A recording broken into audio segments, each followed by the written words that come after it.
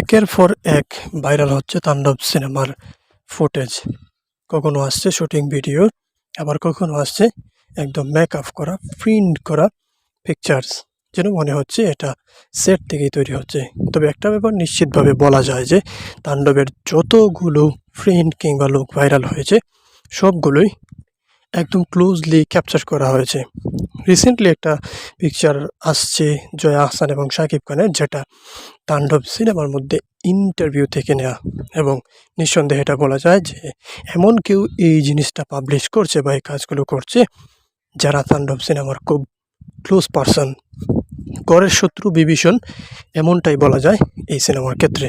তো আমি মনে করি পরিচালক রায়হান রাফি সহ তাণ্ডব সিনেমার প্রযোজক, কলাকৌশলী সবাইকে একদম সচেতন থাকা উচিত এবং সেই গড়ের শত্রু বিভীষণকে খুঁজে বের করা উচিত যে আসলে কে এই ফুটেজগুলা বা বিভিন্ন সিক্রেট জিনিসগুলো আপলোড করে দিচ্ছে নির্দ্বিধায়।